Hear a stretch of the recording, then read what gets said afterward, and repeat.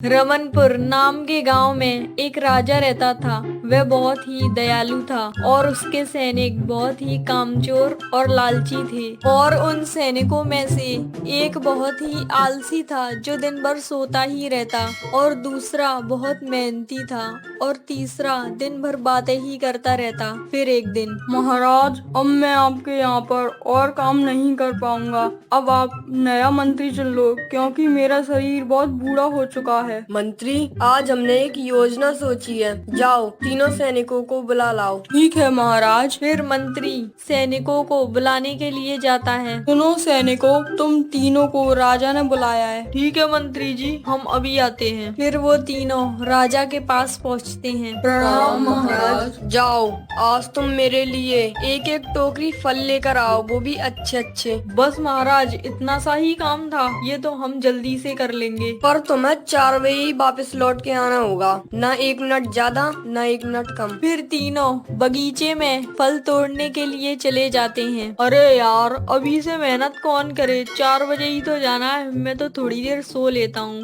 बहुत नींद आ रही है। और मैं भी जरा अपना टाइम पास करके आता हूँ। मैं तो फल ही तोड़ लेता हूँ, फालतू समय गंवाने से सही है कि मैं कुछ काम ही कर लूँ। फिर कुछ घंटों बाद, चलो 4 बजने वाले हैं, मैंने तो भर लिए टोकरी में फल। उनसे भी कह देता हूँ, वरना वो रह जाएंगे। गोलू और भोलू, जल्दी से अपनी फल की टोकरी भर लो, वरना 4 बजने वाले हैं।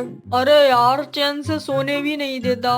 चल भर ही लेता हूँ। उसने तो अच्छे अच्छे फल चुन लिए, मेरे लिए तो सड़े ही फल बचे हैं। इन्हें ही जल्दी जल्दी भर लेता हूँ, अब देर भी हो रही है। अरे यार, अब इन दोनों ने तो सारे ही फल ले लिए, अब मैं क्या लेकर जाऊं?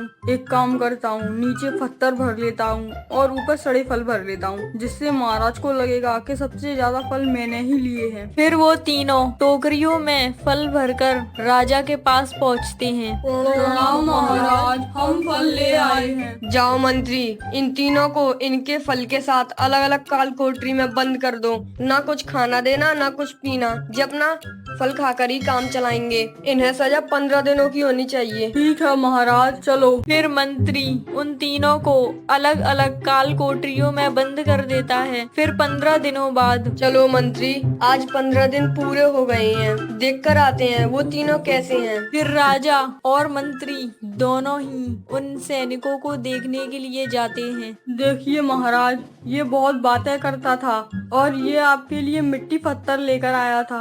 इसे बहुत भूख लगी थी और इसने यही खा लिए, तो अब ये खाकर मर चुका है। और दूसरा बहुत आलसी था, उसने आलस के मारे सड़े गले फल भर लिए थे, उनको खाकर वो बहुत बीमार हो चुका है। और तीसरे ने बहुत ईमानदारी से काम किया, तो आज वो बिल्कुल स्वस्थ है। तो हम तीसरे वाले को मंत्री बना सकते हैं, क्योंकि वो ईमानदार और मेहनती है, और इन दोनों को इनके आलस और बातों की सजा मिल गई है। तो इनकी लाश को फिकवा दो, इसे जेल से बाहर निकालो और सारे राज्य में सूचना दे दो कि आज एक मंत्री को चुना जाएगा। हमें हमेशा कोई भी काम ईमानदारी से ही करना चाहिए, क्योंकि जैसा हम करते हैं वैसा ही हमें भोगना पड़ता है।